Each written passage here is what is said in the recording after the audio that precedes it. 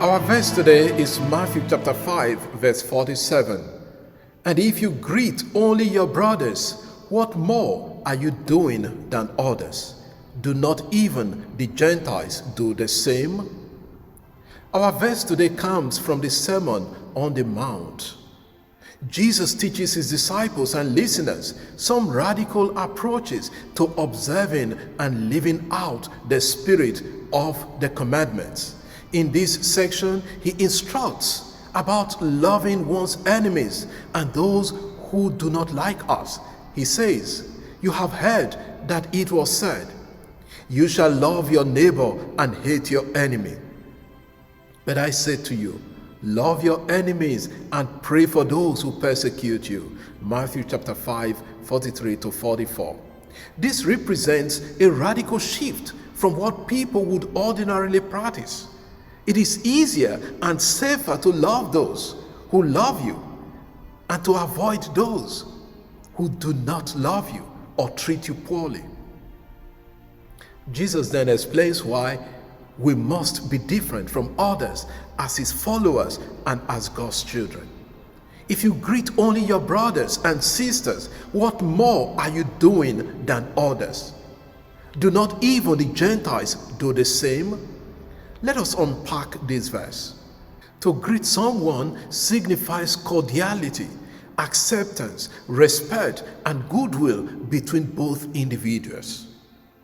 Therefore, it is natural to greet one's adephos. Adephos in Greek means blood brothers and sisters, but it could also mean community members, fellow Jews, or those who hold goodwill towards the Jewish people. The natural tendency is to extend social courtesy and solidarity to friends, family, and those who are close to and comfortable with us. This reflects a common human morality that encourages reciprocal love for those who love and treat us well. But Jesus challenges his followers to do more. What more are you going to do? What more are you doing than others? If you extend your greeting only to those who are kind to you and treat you well, what sets you apart from them and makes you characteristically Christian? Do not even the Gentiles do the same. The Gentiles in Greek, ta ethne, refer to non-Jews, those who are outside of God's covenant, who are considered not saved. Jesus' teaching is still highly relevant today, particularly in our world where segregation exists along various lines.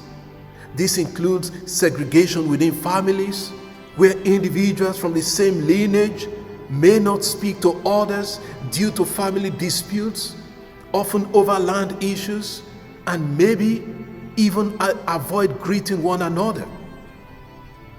It could be segregation along religious lines or even denominational lines within the Christian fold, where some people feel those outside their faith or denomination aren't good or holy enough.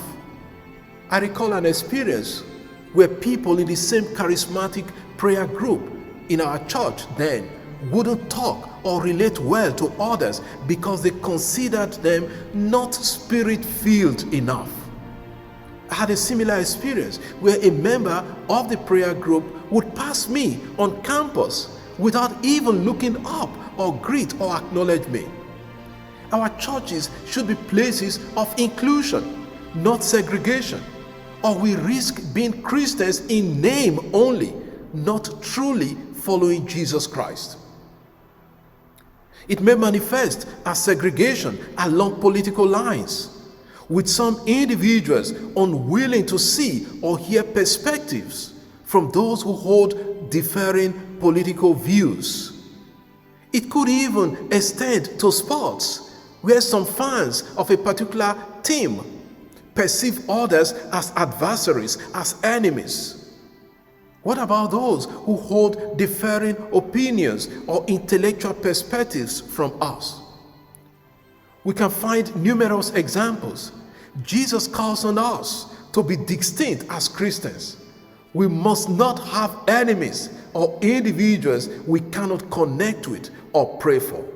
Even if they do not wish to see us or regard us as foes, we can engage with them differently, showing them love at the very least by praying for them. Lord, teach us to love beyond mere words and to embrace those we may find different from us. Remove the barriers of hostility in our world so that as Christians we may become bridge builders and promoters of God's kingdom through our words and actions. Amen. God bless you. Enjoy the rest of the day.